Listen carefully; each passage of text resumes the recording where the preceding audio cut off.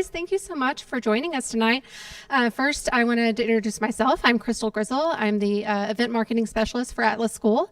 I just wanted to say thank you so much for the investment of your time to be here tonight. What we're talking about is something that's very important to me, and I assume very important to you, and if not, it will be. It should be. So what we're talking about tonight, what brought us here kind of is equal pay day and what that represents.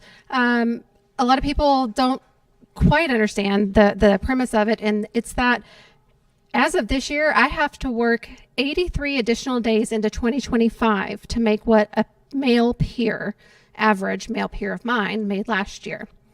And that is, of course, it has variances. It depends on your field. It depends on your minority status. A lot of, there are additional indicators, but that is just 83 days as an average woman against an average man. So that is the kind of the definition.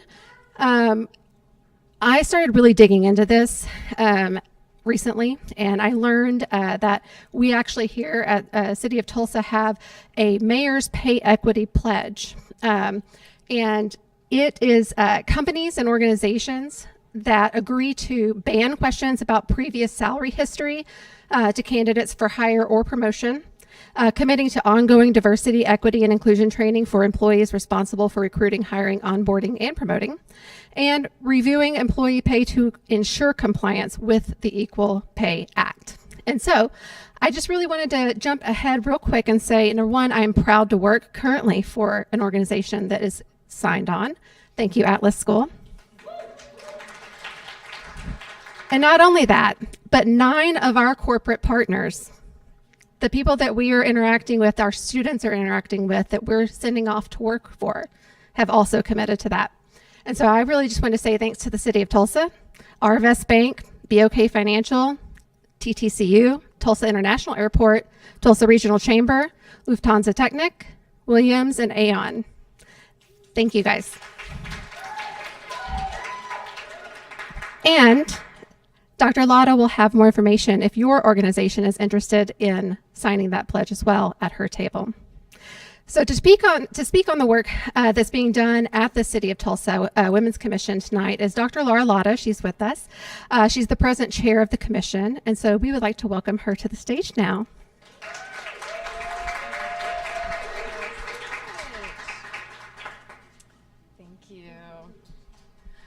Well, hello, everybody. It is so good to be here. And anytime that I have the awesome privilege of coming over to Atlas, I feel like it is such a hub of innovation. Isn't this beautiful?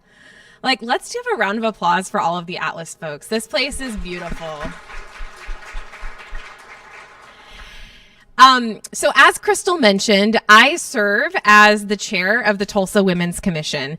And earlier when I was over across the way, had a few conversations with folks that said, I actually didn't know that Tulsa had a women's commission. And quite frankly, neither did I for a very long time. So that's why I'm here, to tell you about it and to tell you about our work, because we don't want to be a best kept secret. We want to be out there and spreading the word about the importance of equity for women in the workforce and women in society in general. So I'm just so thrilled to be here with you today. I'm actually going to be talking about childcare.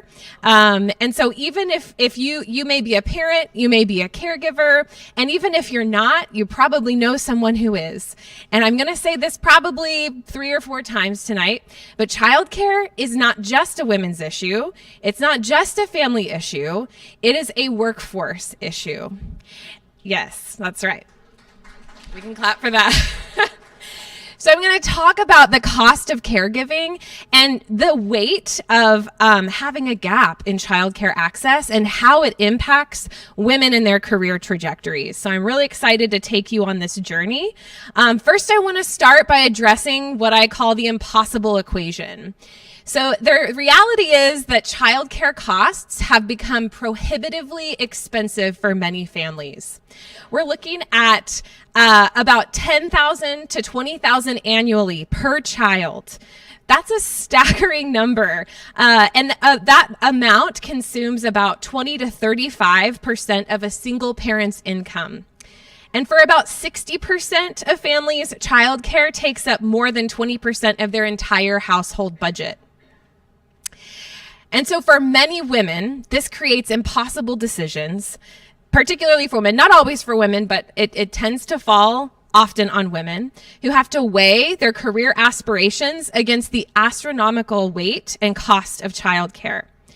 Many find themselves asking whether working is even financially viable when childcare costs consume such a large portion of their income. Before we dive deeper, I want to make a personal connection to this particular issue. So I am a mom, and my kiddos are here tonight. You are hearing them right now. I also am a former teacher and a current college professor. I teach at OU Tulsa. I teach undergrad future education or current education majors, future teachers. And I've taught kindergarten, first grade, fourth grade. I love teaching, but I left the teaching profession because I wanted to have my own kids. And I knew that I wasn't going to have parental leave. I wasn't going to have the resources that I needed to invest in the family that I wanted to create. Again, I love it so much though, and I will always and forever support teachers and educators. And now I serve as the chair of the Women's Commission, and we are really focused on childcare access. So here's what we're going to cover today. We're going to talk about the childcare crisis and the numbers. We're going to do some data diving, and then we'll explore what I called the triple penalty for women, followed by the specific economic impact here in Tulsa. Most important, we're going to discuss solutions and recommendations developed by the Tulsa Women's Commission and ways that everyone in this room can get involved to promote equity for women. So this was a March article that came out. Short state funding, Oklahoma is losing childcare providers. This is another one of those impossible equations. It's a supply and demand issue. The demand is great and the supply of childcare for families is decreasing. The situation in Oklahoma is particularly concerning. So out of our 77 counties, 33 are classified as childcare deserts, meaning that even if you wanted childcare, you couldn't find it. There aren't positions for children to attend childcare. Between 2017 and 2022, we saw a 17.3% reduction in licensed childcare programs across the state. So as you can see in this article, Oklahoma's minimal state funding for childcare has contributed to this decline, leaving families with fewer options despite the growing demand. Beyond access, affordability provides another significant barrier. So this graph demonstrates how childcare costs have outpaced other household expenses since 1990. So you've been complaining about the price of eggs, but while the housing costs and groceries and other expenses have increased at a pretty steady rate, lately pretty alarming, childcare costs have skyrocketed, increasing 200% faster than housing and groceries. Again, it just blows my mind. The average cost of $10,000 to $20,000 annually per child is unimaginable for some families. And so one person has to make a decision to stay home, or if it's a single earner household or a single family, then it is a very impossible decision to make. Women face what's called the triple penalty in the workforce when it comes to caregiving responsibilities. So this consists of three interconnected challenges: the pay gap, the career penalty, and the career segregation effect. So let's look at this in detail. So first, we have the pay gap. As this map shows here, women consistently earn less than men in the same positions across all states. I was actually a little bit encouraged by Crystal's news. Was that 86 cents? But this says 76. I still am not okay with that, or earning just 84 cents for every dollar that a man earns. But this disparity persists across industries, and it widens, especially for women of color. So there is a massive inequity. The impact compounds over a lifetime, affecting everything from retirement savings to financial independence. So think about it. If there is a situation where a woman makes a decision to exit the workforce, she then surrenders the opportunity to contribute to a 401k or a retirement account. And for the years that she's not in the workforce, she's not investing in that account. So she's excluded from the equation of that retirement opportunity. When combined with childcare costs, this pay gap often makes women the default choice for stepping back. So this gap, if there's let's say, for example, there's two earners in the household, there's a man and there's a woman, and the woman makes less, then the woman has to take, has to step back from careers when families need to make financial trade-offs. So to address this locally, the Tulsa Women's Commission, and this was under the leadership of Dr. Meg Myers-Morgan, really led the Pay Equity Pledge in 2021. So again, if you'd like to read the Pay Equity Pledge, if you'd like to sign the Equity Pledge for your business, you can see me at the table after the fact. Businesses that sign the pledge commit to 3 key actions. So number 1, banning questions about previous salary history, implementing diversity and inclusion training, and regularly reviewing employee pay to ensure compliance with the Equal Pay Act. The second penalty is what we call the caregiver penalty. And I'm going to be pretty vulnerable and share this photo with you, which was the scene at my house like 2 weeks after I had a baby. And even though I did have a really supportive boss, I felt the enormous weight that if I stepped out of my job, that I was going to lose out on opportunities.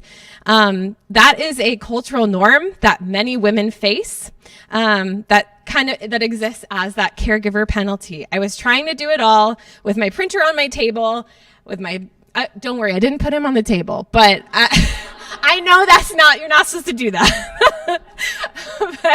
And they're good. They're all good. They're here. But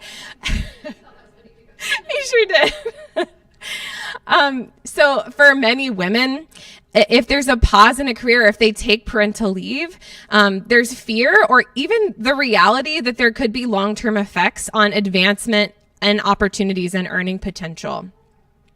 Research shows a clear motherhood penalty and a fatherhood bonus. So mothers face wage penalties and a perception bias, while fathers often they see salary increases and are viewed as more committed. The pandemic exacerbated this divide, with women leaving the workforce at much higher rates than men due to childcare challenges. And then the third penalty is the career segregation effect. So female-dominated professions like education, social work, nursing, and especially childcare are systematically undervalued and underpaid. So this chart over here, the left side are the top earning professions, and the left side, the top earning, the right side are the bottom earning professions. The blue represents male-dominated, the pink represents female-dominated. And so from this visual, you can gather a lot of the top earning professions tend to be held by men, and while the bottom earning professions, which if you look really closely, childcare worker is there, and nursing is there. A lot of those women-dominated professions are the lowest earning professions. Childcare workers, who are predominantly women, earn less than half the salary of public school teachers, despite providing equally crucial educational services to our youngest children. Only about 1 in 10 childcare workers receive benefits like health insurance or retirement plans. So this undervaluation creates a really, really troubling cycle where those who are caring for our children can barely afford to care for their own families. Speaking of education, do we have any teachers in the room? And actually, my third grade teacher is in the room. She's the reason why I love C.S. Lewis, so I had to shout her out. But speaking of education, because I cannot talk about teachers and not talk about, I have to talk about pay equity. So let's consider the discrepancy in how we value teachers. In Tulsa, the starting salary for teachers is $43,500. And remember, early childhood teachers get paid about half of that. Yet, we expect teachers to hold expertise that would command much higher salaries in other fields. Communication skills worth $100,000. Financial management worth $90,000. Let me tell you how many hours I spent reporting data to my principal, who was then turning that into federal grant reporting. Training abilities worth $171,000. Health knowledge comparable to $80,000 in nursing positions. I did a lot of, anyway, I wore a lot of hats when I was a kindergarten teacher, and if anybody's been a teacher before, you know how that goes. Social work skills valued at $70,000 elsewhere. Child development expertise, testing capabilities, and diplomatic skills.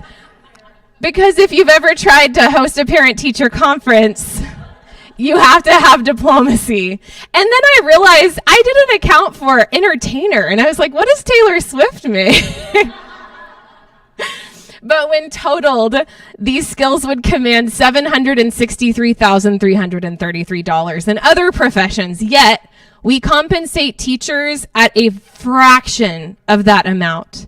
So teachers are bearing the burden to hold the expertise for pennies compared to what their worth is. Looking at Tulsa specifically, we see that 27% of our population is 19 and under, representing a significant need for childcare services, yet we've experienced the same 17.3% reduction in licensed childcare programs seen statewide. The economic impact is substantial, and I know I've said it a few times, but I really want to drive that point home.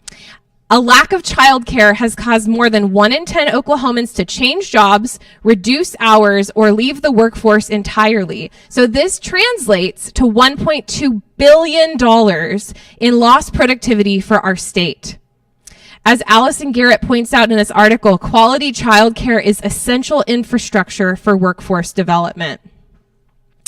I'm not going to camp out on this one too long. I actually learned about this report this morning, and I was like, I've just got to throw it in here. But the United We report, in combination with OSU, it's an incredible report that further illuminates the barriers to childcare access in Oklahoma. Quality childcare is the ultimate backstage crew for workforce development. It helps parents balance work and family responsibilities and provides supplemental learning experiences for our future engineers, scientists, healthcare providers, and teachers, and tech experts. Investing in childcare is both a short-term and a long-term strategy. Talk about recruitment. If you want to recruit high-quality businesses and talent, provide solid childcare. If you want to train up the future workforce, provide solid childcare. Invest in childcare. We've got a ton of incredible researchers in Tulsa that are seeing that high-quality childcare has long-lasting effects far after a child is in preschool or early childhood education. Dr. Diane Horm out of OU, is an exceptional researcher at OU Tulsa, 41st and Yale. And this is nationally renowned research that is coming out. So, the Tulsa Women's Commission, with all of this data, it really put a fire in our belly to do something about it. What could we do?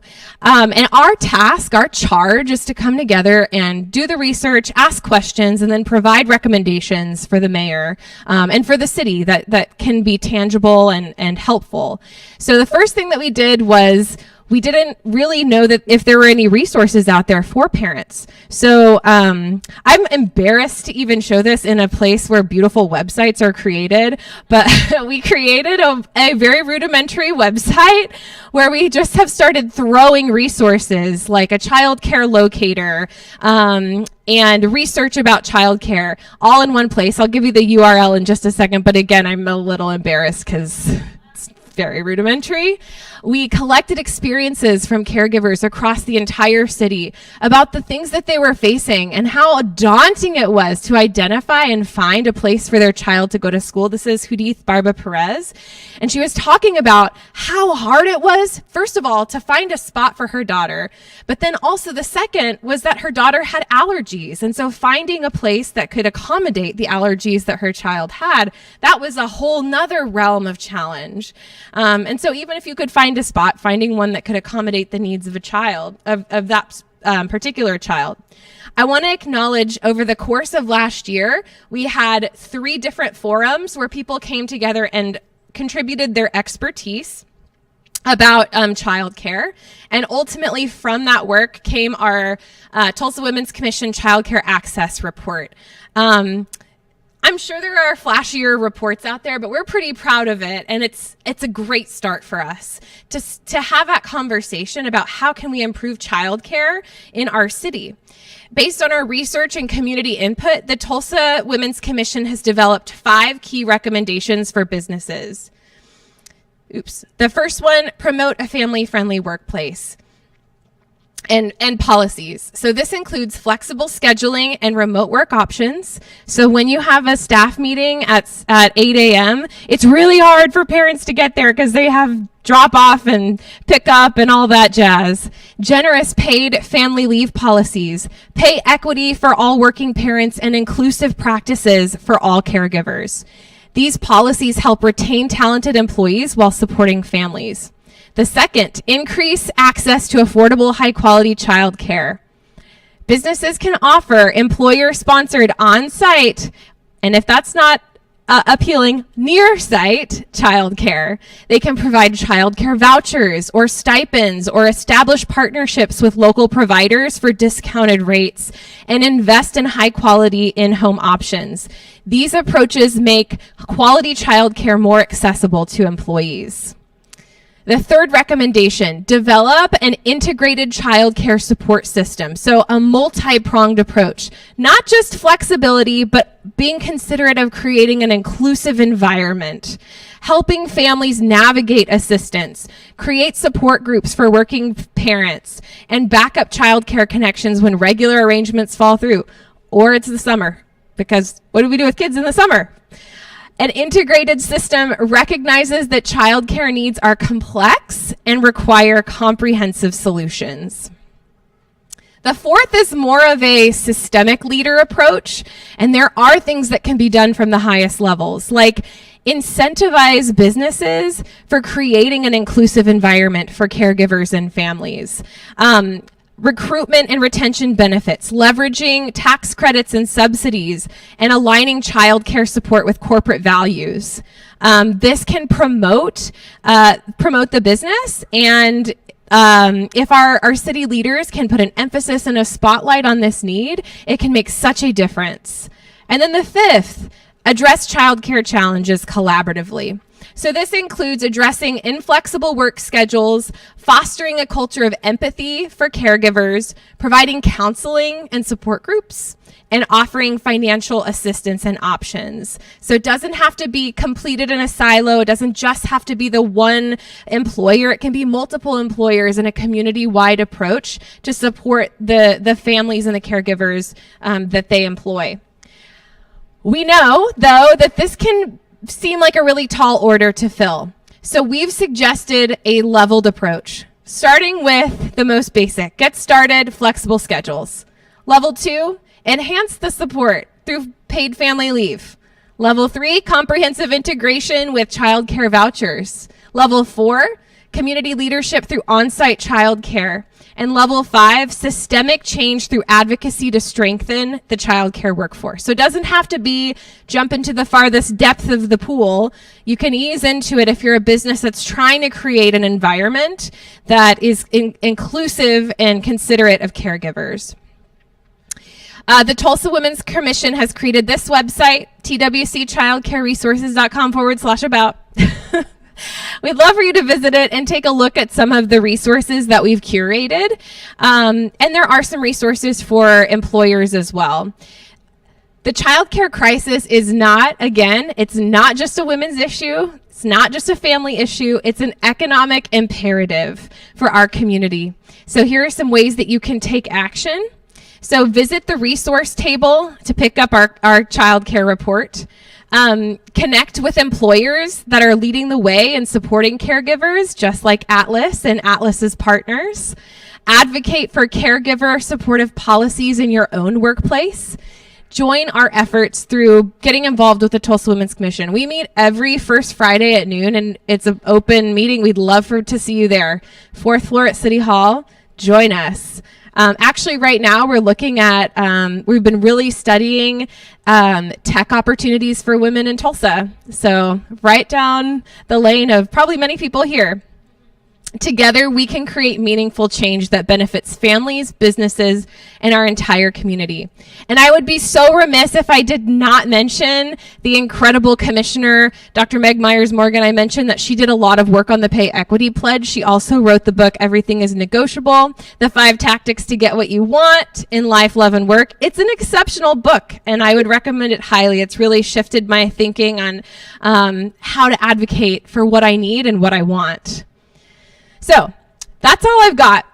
Thank you so much for your attention. I hope this has illuminated some of the trends in childcare and how it impacts women's opportunities. You can reach me at this email address, and you also can access a copy of the report by scanning that QR code. Thank you so much.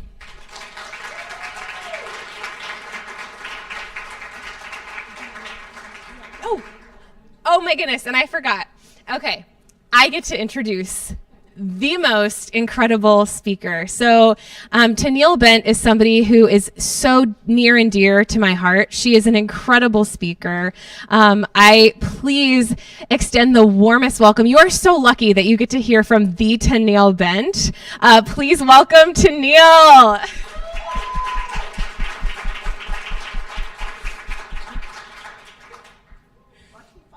No. Here, let me help you. Thank you, Laura. Thank you, friend. Appreciate you. Oh, I love you. Good evening, everybody. I might use my teacher voice. Good evening.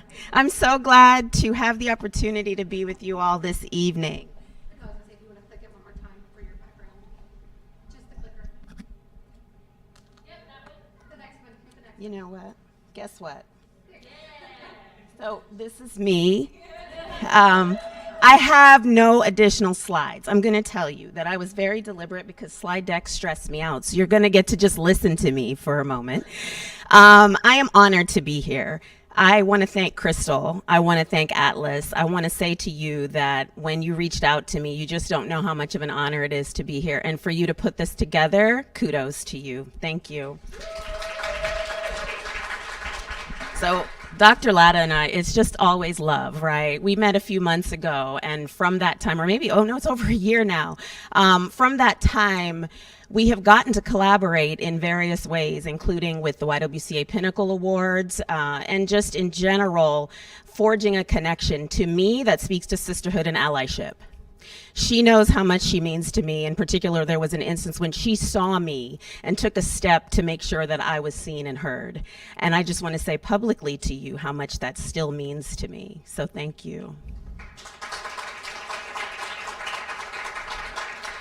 Also, I've got to acknowledge my greatest example of motherhood, grace, stoicism, how I learned to be who I am, my mommy, Jennifer Bent. I love that she came with me this evening. I got to tell you that we are immigrants, and I'll get to some of our story, right? But my mother looked at my father in 1977, 78 and said, we've got to leave our homeland. Things are getting tough here. Things are getting dangerous here. And I can see the writing on the wall. And she advocated for her children and her husband and herself and made a tough decision to say, we've got to leave the home we know. Now, my dad had come here to the States and gone to college in the 60s, late 60s, 70s, knew Tulsa, and said, okay, we will make a move to Tulsa. So my dad came ahead, and he set up shop, right? Got to work, set up the house. And my mother traveled from Jamaica with 2 little children. I was 3, my brother was 9 months. And I looked at her the other day. We went to Jamaica for my uncle's funeral, and I said on the plane, you really flew from Jamaica? And I've asked her this before, to Tulsa with the 2 of us by yourself. How did you do it? She said, you know what? I just did it. I don't really know how, but I just did it. And I just want to say to you that you know how much I adore you and love you.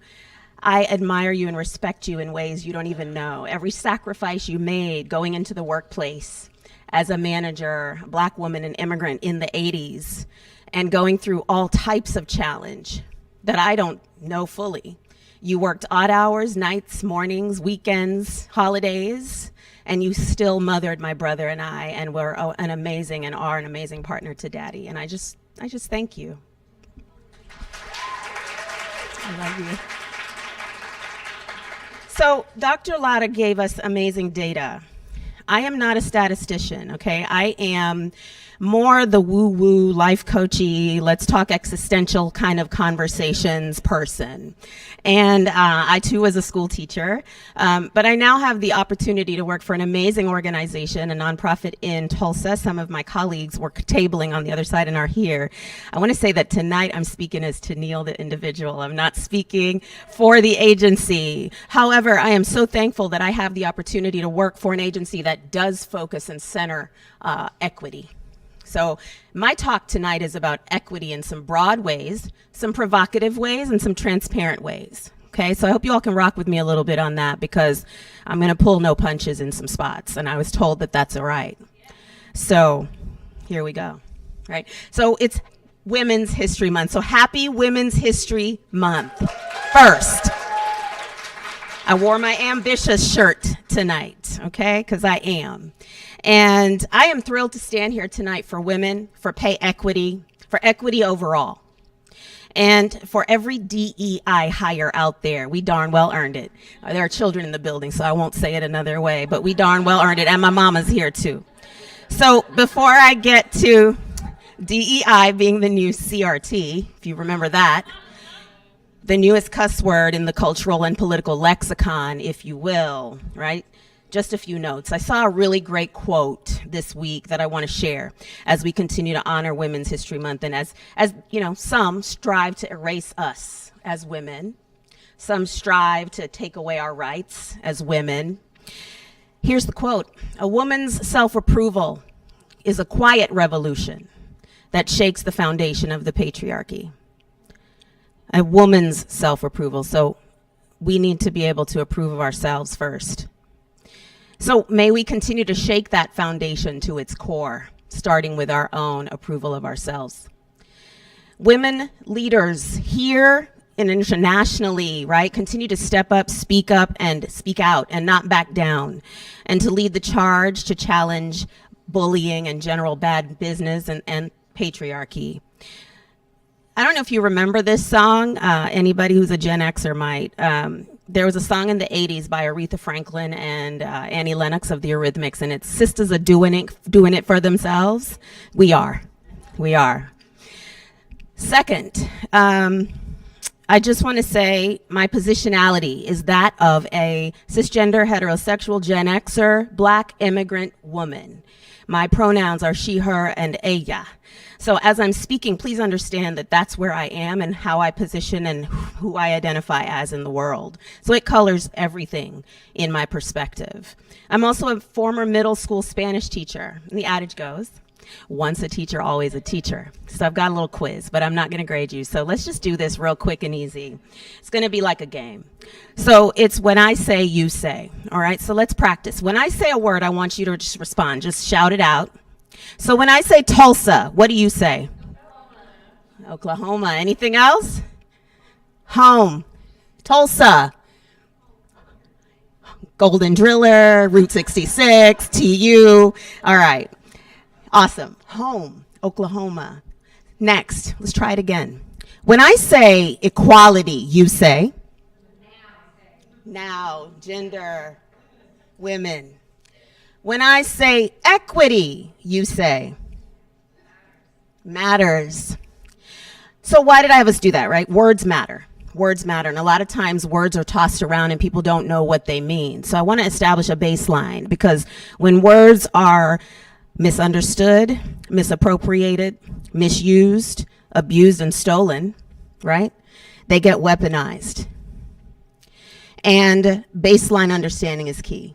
If we don't understand our basement, we can't build. So it's my notion that we can't get to true and beneficial equality, because everything equal ain't great, right, all the time. Beneficial equality if we can't establish equity. We don't just want equality, we want it to be beneficial. We want it to be what we deserve, what humanity deserves. Not every water fountain was the same quality water fountain during the separate but distinctly unequal segregation era, for example. Not every school was resourced the same during that era, right? So we've got to be careful about the notions of what are equal in our society. So I may use a lot of bad words, right? Words that are misappropriated, twisted, misunderstood, and misapplied, and I would argue deliberately used to cause harm. Words and acronyms like woke, CRT, DEI, and a whole watch list of other words that I think we need to hold on to and stand on. There is a watch list that's circulating right now, right, in federally funded research circles. And I'm going to just share some of the words, which is too many to name here, but here are some of the words. Historically, female, pregnant person, biological, black, equity, identity, cultural heritage, disability, clean energy, mental health, victims, Native American, and the list goes on. And I will tell you what's missing from that list, because I looked, and I've looked at several iterations of the list. There are 3 words I have not seen yet. Any guesses? Male, white, man. None of those 3 have appeared on the lists. And I've looked up and down, left and right, wondering. So, quick definitions, right? Equity is giving people what they need to thrive, succeed, and have access. That's one. You want to Google me, go to the Googles and check, Google the definition and see if I'm right, right? This is about supporting people with their needs, not always their wants. And when you call DEI by its, what black folk would say is its government name, diversity, equity, and inclusion, if you say it out, then I hope that it seems harder for some folks to disdain it. And I hope that when you're able to explain what things mean, it challenges detractors, right? Ask some of them to say those words fully. So diversity, equity, and inclusion right now are held up as being discriminatory against men, against people who are not people of color, and that it is, in my estimation, something that's being misappropriated, and DEI is being dismantled, because I think it was working too well in offering access and visibility to people that the majority would aim to hold down. But beyond this, I say DEI is for all. That's the piece that a lot of people detracting don't grasp, that it is not just for a certain set of people. But I'll get to that later. So my talk, Equity Beyond the Buzz, Equity Matters Beyond the Buzz, is because equity has become a buzzword. It has become something to shoot political bullets at. And it is something that villainizes what I say are endeavors to afford the unseen visibility, endeavors to give the unheard voice, and to give the underserved access. That's what equity to me is about. So when legitimate language becomes buzzy, first of all, that annoys me. Second of all, I think it's time to go harder. I think that when liberatory concepts are distorted and colonized, it's time to dig in. And equity isn't about a Robin Hood notion of robbing the rich to give to the poor, okay? It's about giving people, poor and otherwise, persons who are underserved and otherwise, what they need to thrive and be empowered, and that includes people with privilege. So the first example that I had of equity was in my house. So this was when my mommy and daddy taught me my lessons in equity that they didn't know they were teaching me, and really that didn't land for me until very recently. So I have a brother, like this week.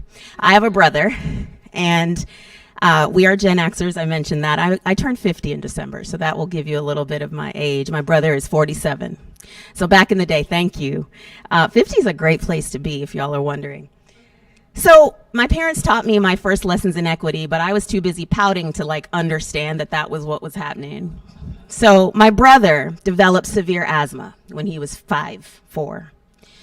And what that meant was sleepless nights, breathing treatments, hospital runs, emergency rooms, doctor's appointments, prayers and concern, fear, stress and strain that my mom and dad walk through with their child.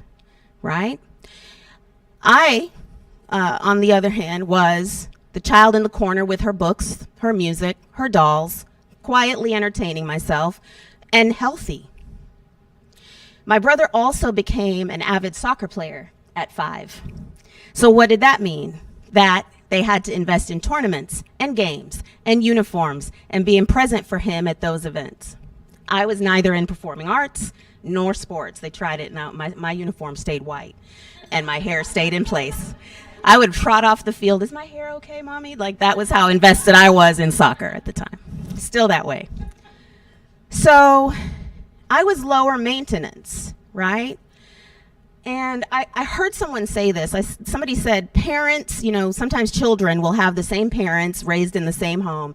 How do they turn out so differently? It's the same parents. Brilliantly, somebody said, no, they're not the same parents. They have to be different for each child. And my parents had to be different for each of us. And so my notion, until I grew up and understood better, was that my brother was my folks' favorite and that he got special treatment. We've talked about this, Mom. You're not surprised?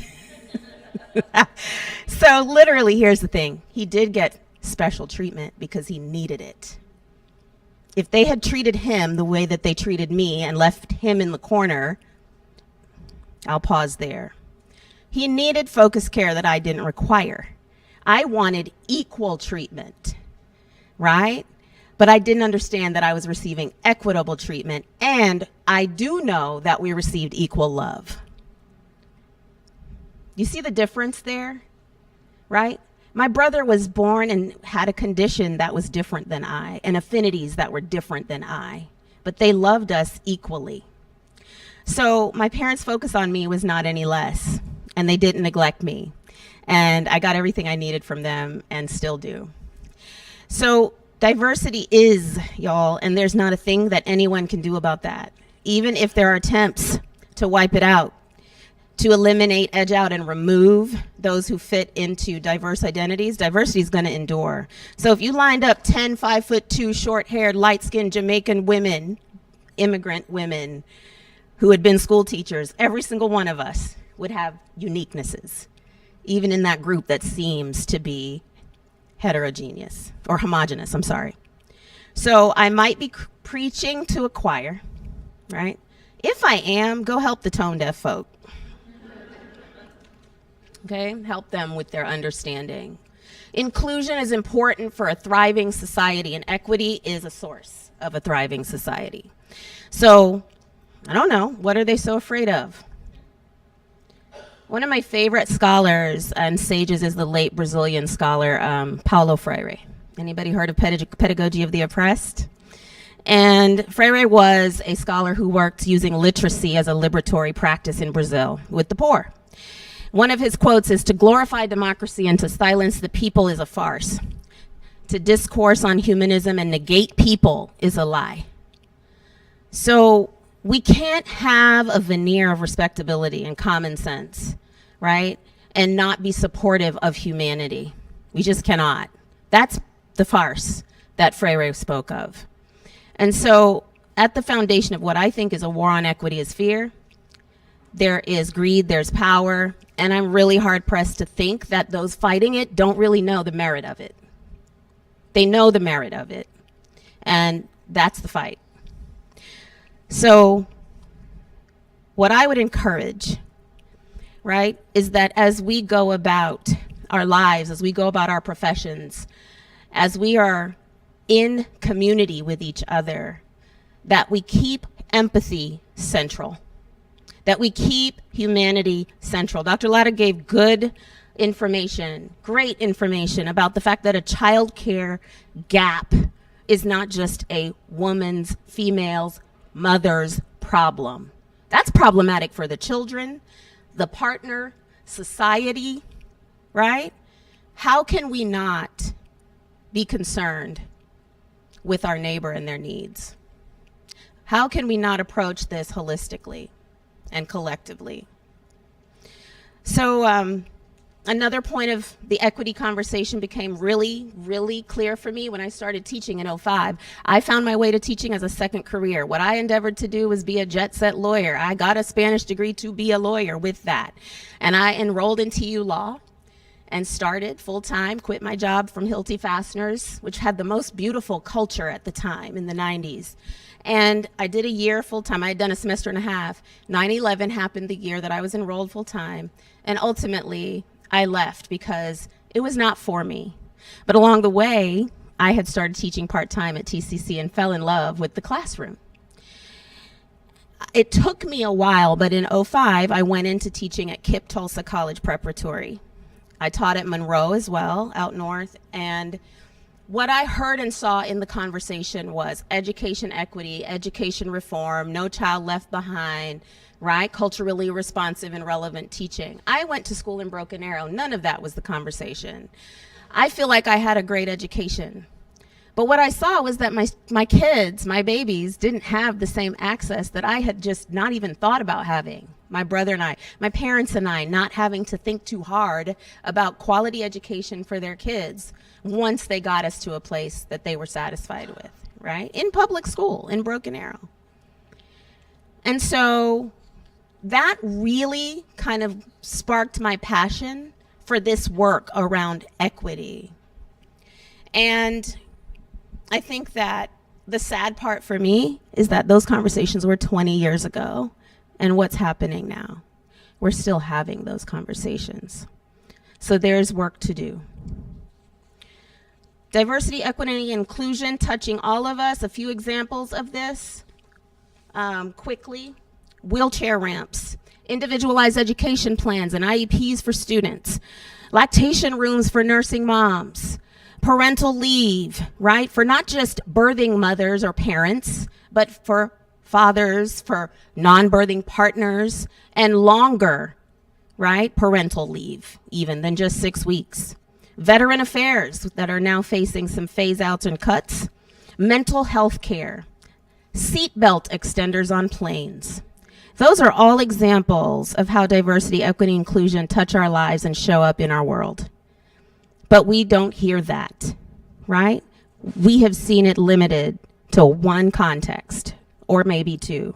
Persons of color and the LGBTQIA plus community potentially is where we hear it the most.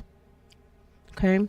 These policies have not just been helpful to minoritized folks, but they have been put in a context that that is who they are for, and so they're being challenged. And that includes women. How am I on time? I want to move quick. Okay. Thank you. So the first time that I ever heard the phrase, "do it like a mediocre white man," I was appalled. I was stunned. No, really, this is real. I was stunned because it was a white man in leadership saying it to me. And I was like, did you know what you just said to me? And he was using it to encourage me to go great guns for what I wanted. Stick with me. He was encouraging me to negotiate my salary because he was looking to give me a salary increase and wanted me to advocate for myself, to believe in myself. We had conversations about imposter syndrome, which I wasn't feeling. That wasn't what was going on. And he told me he was a feminist. He was a man telling me he was a feminist and really about women's issues and women's causes. And he himself is a dad of 2 girls, right? So it was a lot of food for thought. But that phrase that he used and the encouragement he gave me, I'm going to tell you that I haven't stopped negotiating yet. And I appreciated his guidance. And I want to say that in my career, I'm going to say something that is not everybody's typical experience.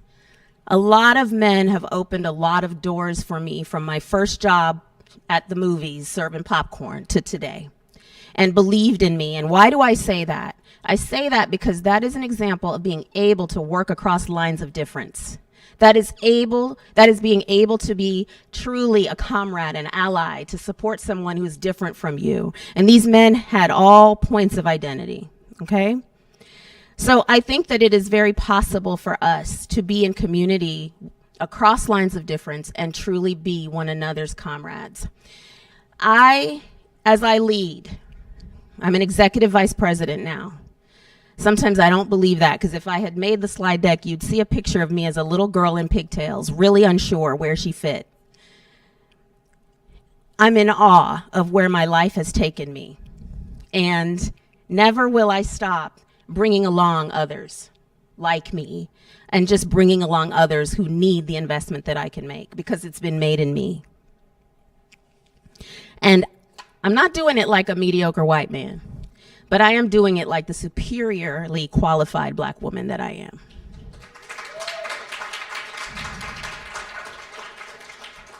So I could give you a primer in matters of inequity in America, but my main endeavor is to say this to you. Do not let anyone convince you that empathy is weak and equity is divisive. Do not let anyone tell you that words on paper outweigh the work, the blood, the sweat, tears, and intentionality that it takes to change systems of harm and violence. We're in a battle right now.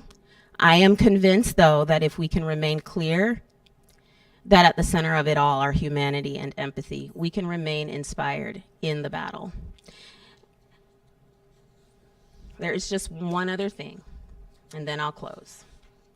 Y'all ever been in church and the pastor says, before I close, and then it's 3 closes? I got about 2 more. So I grew up in BA, as I said, in the 80s and 90s. And at the time, at no time in our time in Broken Arrow were there ever any other black families on our street, okay? And I can remember distinctly the second home my parents bought, which was the one we grew up in. They didn't talk to us that first summer. There was one lady, Mrs. Steele, who brought cookies over and some kids and said hello.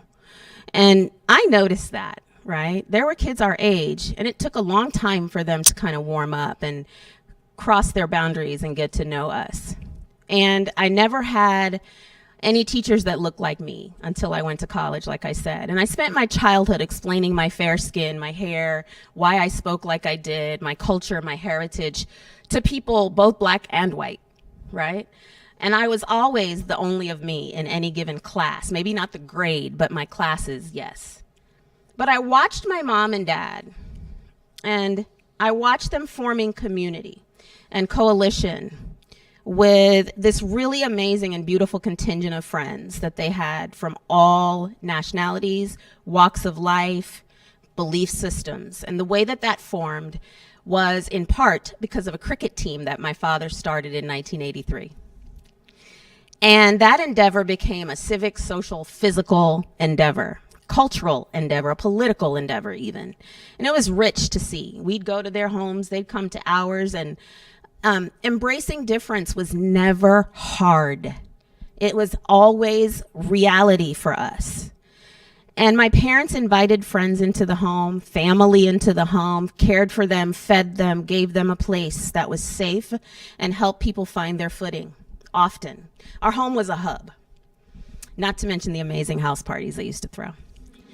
And yet, even as our home was this amazing hub, my mom and dad encouraged us to get into the world that was around us, this American culture and world. They never told us that America was a bad place to be.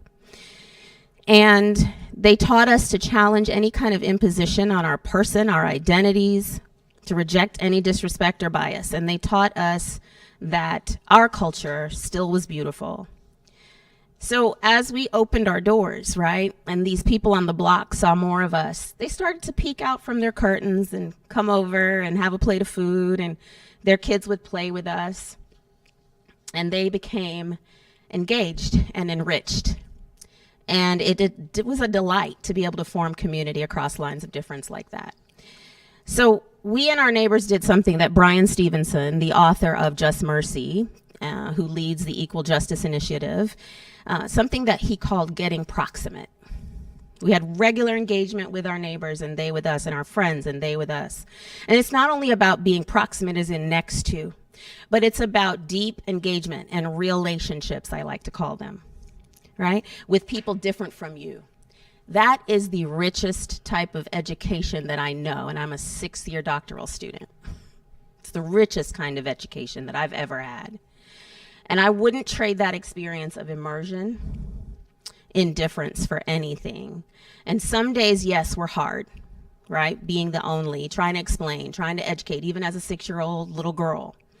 But I feel like at some point I achieved mastery in that. But today, I think I lost some of that mastery, just a moment of vulnerability. And I struggle with the way we are today. And it's always been that way, but I feel it differently.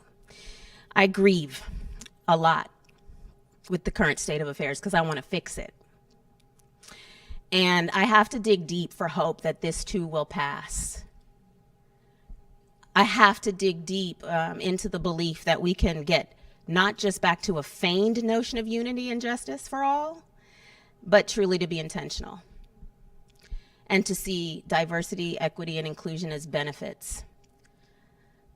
So, diversity, equity, inclusion for me were never initiatives, flashes in the pan. They are the way that I know to create and be part of a thriving and good world. And so if nothing else that I've said to you today lands, hold this. Empathy plus humanity equals equity. Empathy plus humanity equals equity. I don't know if my math is right, but that's my equation. Empathy is not weakness. It is one of the strongest skills besides vulnerability that I know, and it opens doors as it opens souls. So let's look at our neighbors and truly see them. Let's lean in and listen to the heart of their matters and share ours. Let us speak truth to power and keep clear that humanity is all that matters. That, as the phrase goes, Ubuntu I am because you are. My humanity is tied to yours. Try, y'all, and don't let the circumstances that may confound you harden your hearts. Let them harden your resolve to do and be different, to do and be good. It's so necessary, and so are you all. Thank you.